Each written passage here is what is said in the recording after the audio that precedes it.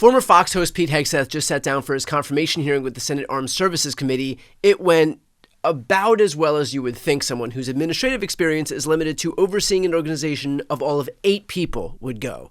But there were a few moments in particular that were especially damning for Hegseth. Here, for one, is Senator Tim Kane. I assume that in each of your weddings, you've pledged to be faithful to your wife.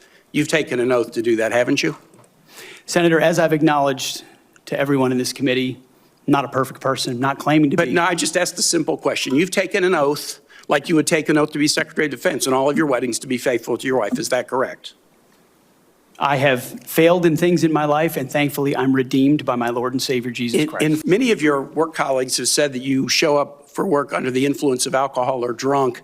I know you've denied that, but you would agree with me, right, that if that was the case, that would be disqualifying for somebody to be Secretary of Defense. Senator, those are all anonymous false claims, and the totality they're not anonymous. The letters on the record here. They're not anonymous. On the record, we've seen records with names Vets attached for Freedom, to them. Concerned Vets for America, and Fox News One of your colleagues working said, hard every day on behalf. One of your colleagues said that you got drunk at an event at a bar and chanted, "Kill all Muslims." Another colleague, not anonymous, we have this, said that you took co-workers to a strip club. You were drunk, you tried to dance with strippers, you had to be held off the stage, and one of your employees in that event filed a sexual harassment charge as a result of it.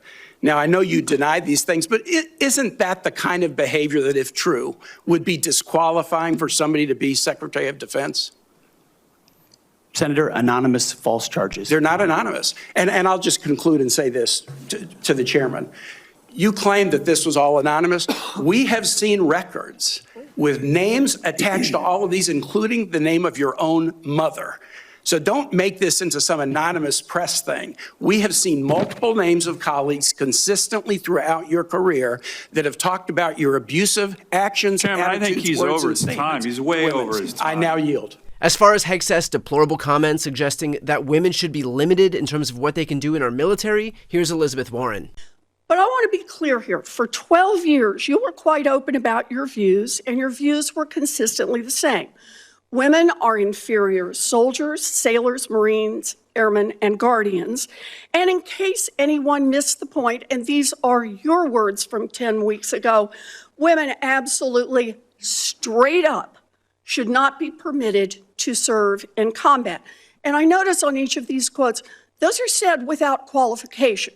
And then on November 9th, 2024, just 32 days after your last public comment saying that women absolutely should not be in combat, you declared that, quote, some of our greatest warriors are women, and you support having them serve in combat. Now, that is a very, very big about face in a very, very short period of time. So help me understand, Mr. Hegseth, what extraordinary event happened in that 32-day period that made you change the core values you had expressed for the preceding 12 years? Senator, again, I very much appreciate you bringing up my comments from 2013 because for me, this issue has always been about standards, and that makes the combat more difficult let me make a for everybody suggestion involved. about what happened in that 32 days. You got a nomination from President Trump. Now, I've heard of deathbed conversions, but this is the first time I've heard of a nomination conversion. But perhaps the most damning moment came at the hands of Senator Tammy Duckworth, who herself is a revered veteran and a double amputee as the result of an RPG attack in Iraq. Duckworth offered Hegseth the opportunity to prove that even without the administrative experience, even without the leadership experience, even with the questionable moral character, at a bare minimum, he studied for the job that he's applying for. And, well, I think you can guess where this is going. What is the highest level of international security agreement that you have led?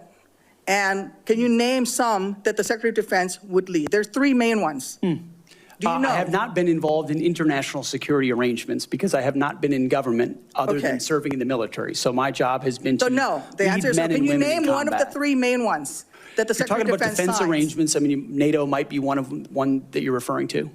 Status of Forces Agreement would be one of them. Status of Forces Agreement. I've been a part of teaching So- about Status of Forces Agreements. But you don't inside remember to Afghanistan. mention it? You're not qualified, Mr. Hegseth. You talked about the Indo-Pacific a little bit, and I'm glad that you mentioned it. Can you name the importance of at least one of the nations in the ASEAN, and what type of agreement we have with at least one of those nations? And how many nations are in ASEAN, by the way? I couldn't tell you the exact No, you amount of couldn't, nations because in you've that, not but I even know we have bothered to allies do- in South Korea and Japan and in AUKUS with Australia, and trying to work Okay. on submarines with them. Mr. and data Hegseth, transfers none with of those them. countries We are have in allies ASEAN. across. None of those 3 countries that you've mentioned are in ASEAN. I suggest you do a little homework before you prepare for these types of negotiations. And the danger isn't solely limited to his lack of experience or qualification. His confirmation also puts on full display who he's there to serve. It's not the American people, it is Trump. And even if Trump hands down an illegal order, well, that doesn't seem to be an issue for Hegseth. Here's Elise Slotkin. Do you agree that there are some orders that can be given by the commander-in-chief that would violate the U.S. Constitution? Senator, thank you for your service. But I reject the premise that President Trump is going to be giving illegal orders. No, I'm not saying he will, but do you believe there is such a thing as an illegal order that Joe Biden or any other president, Donald Trump, could give? Is there anything that a commander-in-chief could ask you to do with the uniformed military that would be in violation of the U.S. Constitution? Senator, anybody of any party Right. could give an order that is against the Constitution or against the law. Right. Okay. So are you saying that you would stand in the breach and push back if you were given an illegal order? I start by saying I reject the premise that President I Trump will be understand. You've giving done your any genuflecting illegal to him, orders but- at all. So that we're clear, Hegseth had the opportunity to say that he would refuse to follow an illegal order. He didn't do that. Now, in fairness, surely it couldn't just be the Democrats who were willing to have some minimum standard in what they'd be willing to accept for the guy looking to lead the biggest military on the planet. Surely the Republicans also understand that they themselves would be put at risk by giving a free pass to an unqualified Secretary of Defense. Mr. Hegseth, you have conducted yourself very well today. In fact, so well that I believe it's incumbent upon this committee to confirm you ASAP, to get you on the job, to clean up the mess that we have at the Pentagon ongoing at this moment because of the leadership there over the last 4 years that's failed us. Tell me something about your wife that you love. How many genders are there? Tough one. Senator, there are 2 genders. Or how about this one, where Mullen valiantly takes on the claims of Pete Hegseth showing up to work drunk. How many senators have showed up drunk to vote at night? Have any of you guys asked them to step down and resign from their job?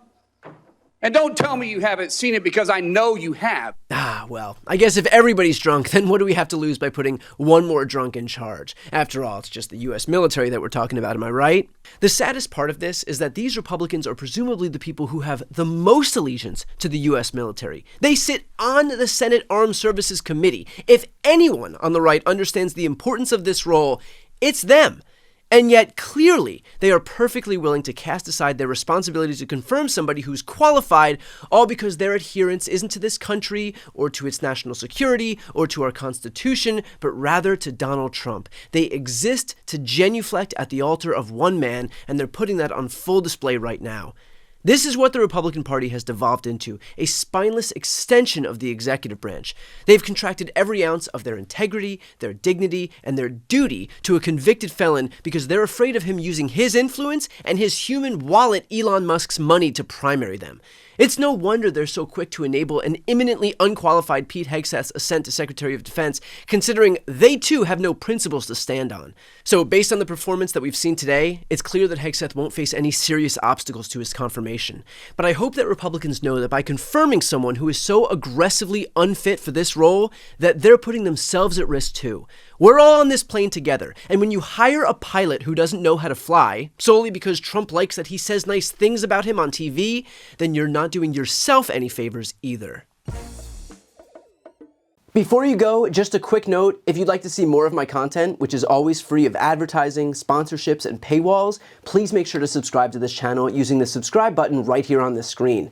And if you'd like to support my work even further, you can grab a copy of my instant #1 New York Times selling book, Shameless, available for sale right now. That link is also on the screen. Thanks so much for watching.